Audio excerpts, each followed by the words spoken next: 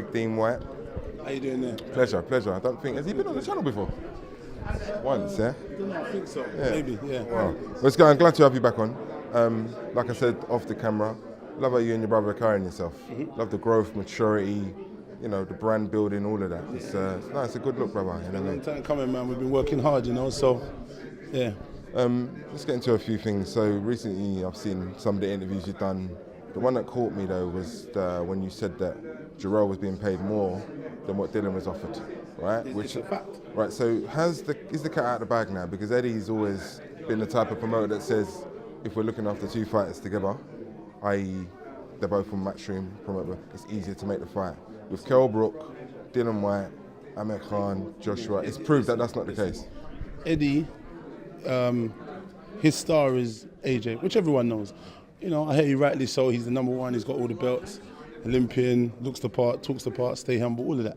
So we get it, but you have, in Dillian, you know, he's right up there, you got in your stable, you know, the number two out of four, out of Wilder and Fury, and, you know, you've got a quartet of fighters, and you've got the number two. You're meant to treat him equally as good, or maybe not the same, or just under, but I mean, you're not showing the same level of loyalty, and you're not pushing out the boat to get the fights, what he asks for, and stuff like that. So it's kind of a weird one, because in this one they were saying the money was good, you should take the fight because it's for the belts.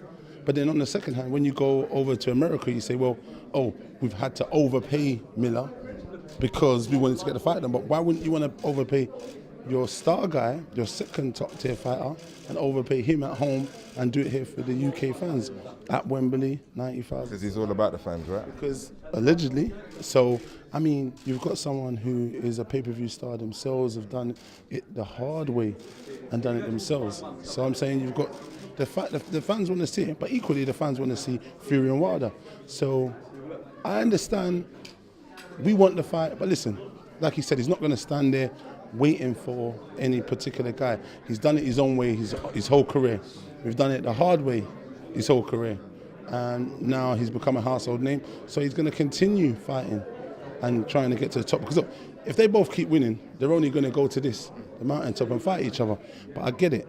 Joshua's fought him already, believes maybe he needs to go around and fight Wilder and try and get the WBC belt, fight Fury, the lineal champion, and stuff like that. So I get it as a business. And then him fighting Miller, he's been paid a lot of money. You know what I mean? He's offered that money in a sense just to say, to appease maybe Eddie Herne and the fans, to say, well, I've offered Dillian the money, it's up to him to take it. But then when you say that and then fans go, he should have took it because of legacy, you have to know your worth also. No one fights for free. Everyone fights for their family, for money. If they're not getting paid, these guys wouldn't do this probably. You know what I'm saying? Back in the olden days, maybe they would. They might do it for bloody, you know, gal or trade of some sort, but who knows? But everyone wants money, you know what I mean? So I think it's foolish for people to suggest that he should fight for the legacy or just take the fight because the fight's offered for him, especially when the sport is awash with as much money as it is. That doesn't make any sense whatsoever. It doesn't make any sense when you go to America and then offer a lesser opponent who is not known that well in America, doesn't sell out arenas, never fought on his own pay-per-view event. It makes no sense. If you do the actual maths of it, what they've done, and then you've offered him more money. Maybe they've got the money from DAZN, I heard, but then the same money they got from DAZN, Matchroom could have offered this or Joshua, and then they could have got the rest from maybe DAZN, or they could have sold it to someone else. Said, you know what, come in and put this XY on top to make it a handsome sum. But they didn't, and they don't appreciate what they've got. And sometimes with people, when they don't appreciate it, they only know until it's gone. So it's interesting when your brother put it on Eddie and asked him, am I the DAZN fighter? Eddie said no. He's clearly not number one at Matchroom. It's like, where does he sit in terms of the priorities, especially given all the work that he's done to build himself up where he's pretty much mandatory for the WBC, pretty much mandatory for the WBO, am I right? So he's worked hard. Listen, these guys, we're going to see the true testament to Eddie again shortly, because when this purse bid is going to be made, we're going to see if Eddie goes in his pocket. March the 16th, right? Yeah, if he goes in his pocket and pulls it out the bag and make sure. See how much he backs his fighter, right? Exactly.